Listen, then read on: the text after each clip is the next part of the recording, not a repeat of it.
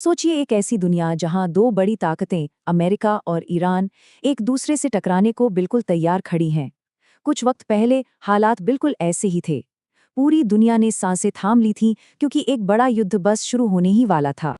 और जब अमेरिका के प्रेसिडेंट खुद कहते हैं कि आज रात एक पूरी सभ्यता खत्म हो जाएगी, तो समझ लीजिए कि मामला कितना गंभीर था। ये सिर्फ कोई धमकी नहीं थी, ये एक साफ इशारा था कि दुनिया एक तबाही के बिल्कुल करीब आ चुकी है। लेकिन फिर जब सबको लगा कि अब जंग हो के ही रहेगी, अचानक से सब कुछ बदल गया। कुछ ही घंटों के अंदर एक ऐसी खबर आई जिसने सबको हैरान कर दिया। एक सीज फायर यानी युद्ध विराम का ऐलान हो गया। जो टकराव होना तय लग रहा था वो एकदम से रुक गया। तो सवाल ये उठता है कि आखिर ये हुआ कैसे? कैसे दो देश जो युद्ध के इतने करीब थे अचानक पीछे हट गए? चलिए पर्दे के पीछे की इस पूरी कहानी को, इस हाई स्टेक्स डिप्लोमेसी को समझते हैं।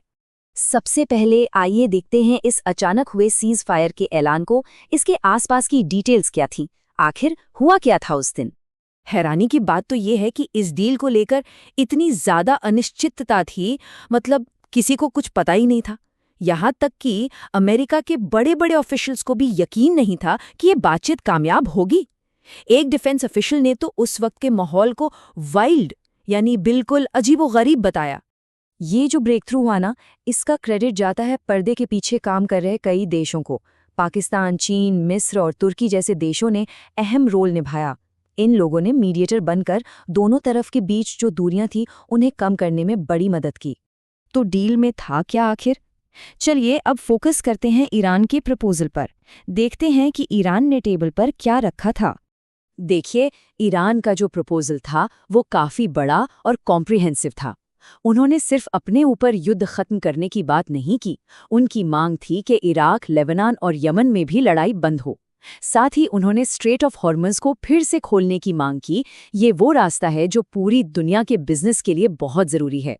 इसके अलावा उनकी मांग थी कि उन पर लगे सारे इकोनॉमिक सैंक्शंस हटाए जाएं और उनके जो एसेट्स फ्रीज किए गए हैं वो वापस किए जाएं। और हाँ, इस सब के बदले में ईरान ने प्रॉमिस किया कि वो न्यूक्लियर हथियार नहीं बनाएगा। अब यहाँ एक बड़ा सवाल खड़ा होता है। अमेरिका जैसी सुपर पावर के सामने ईरान इतनी मजबूत पोजीशन से नेगोशिएट कैसे कर रहा था? इसका जवाब एक ऐसे कॉन्टेक्स्ट में छिपा है जिसे अक्सर नज़रअंदाज कर दिया जाता है। इस चीज को समझने के लिए हम जिन्सा यानी Jewish institute for national security of America की एक रिपोर्ट का सहारा लेंगे। ये एक थिंक टैंक है जो अमेरिकन सिक्योरिटी पॉलिसी पर फोकस करता है, और उनकी रिपोर्ट से पता चलता है कि ईरान को बाहर से कितनी मदद मिल रही थी। रिपोर्ट इस गठबंधन को एक्सेस ऑफ अपहीवल यानी उथल पुथल की धुरी कहती है।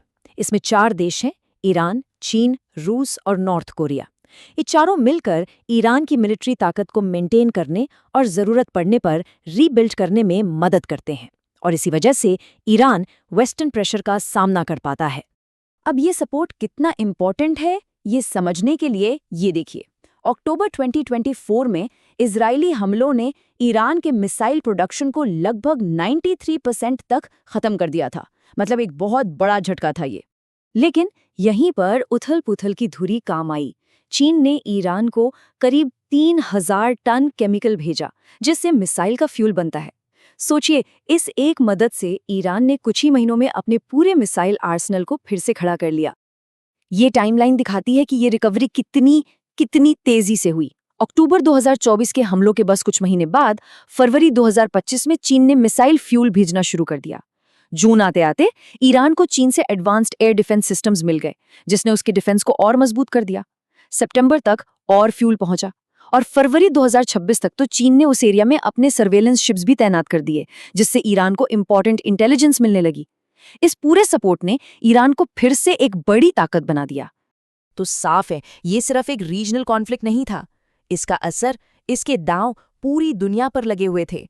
अमेरिका के federal reserve bank of Dallas जैसी संस्थाएं भी इस पूरे मामले पर गहरी नजर रखे हुए थीं। उनकी सबसे बड़ी चिंता क्या थी? यही कि अगर युद्ध हुआ तो तेल की कीमतें आसमान छुएंगी, जिसका सीधा असर अमेरिका जैसे देशों में महंगाई पर पड़ेगा। और इसकी वजह है स्ट्रेट ऑफ हॉर्मुज़। ये जो पूरा कॉन्फ्लिक्ट था वो इसी इलाके में हो रहा था, और ये जगह दुनिया की एनर्जी सप्लाई के लिए सबसे इम्पॉर्टेंट रास्तों में से एक है। जरा इस बात पर गौर कीजिए, दुनिया का लगभग 20% तेल और LNG इसी पतले से रास्ते से गुजरता है। यहाँ पर अगर जरा सी भी गड़बड़ होती है तो पूरे ग्लोबल मार्केट में भूचाल आ सकता है और हर जगह पेट्रोल और एनर्जी के दाम बढ़ सकते हैं। और यही वजह है कि इंडिया जैसे देशों ने इस सीज फायर का फौरन स्वागत किया। न्यू दिल्ली ने तुरंत मांग की कि जरूरी समुद्री रास्ते से जहाज़ों का आना जाना बिना किसी रुकावट के सेफ तरीके से चलता रहे। ये दिखाता है कि ये कॉन्फ्लिक्ट कितना ग्लोबल था। पूरी दुनिया के देश अपनी इकोनॉमी पर इसके असर को लेकर परेशान थे। तो ठीक है, सीज फायर हो गया, लेकिन अब बड़ा सवाल ये है, आगे क्या? क्या ये शांति टिक पाएगी? चलिए देखते हैं कि आगे क्या-क्या चैलेंजेस हैं। सबसे इम्पॉर्टेंट पॉइंट ये है कि ये जो 2 हफ्ते का सीज फायर है ना, ये उन बड़े बुनियादी मसलों को सॉल्व नहीं करता जो इस पूरे झगड़े की जड़ हैं। ईरान का न्यूक्लियर प्रोग्राम अभी भी एक बड़ा इशू है। अमेरिका ने जो इकोनॉमिक सैंक्शंस लगाए हैं वो अभी भी जारी हैं, और पूरे मिडल ईस्ट में जो प्रॉक्सी वॉर्स चल रही हैं वो भी रुकी नहीं हैं। ये सारे वो अनसॉल्व्ड इश्यूज हैं जो इस नाजुक सी शांति को कभी भी तोड़ सकते हैं। तो हम इस आखिरी सवाल के साथ इस चर्चा को खत्म करते हैं। क्या ये सीज फायर शांति की दिशा में एक असली ब्रेक थ्रू है, या फिर ये तूफान से पहले की खामोशी है और टेंशन फिर से बढ़ सकता है? पूरी दुनिया की नज़र इस पर है, और इसका जवाब जो भी हो उसका असर हम सब पर पड़ेगा। फिलहाल इसका जवाब तो सिर्फ वक्त ही देगा।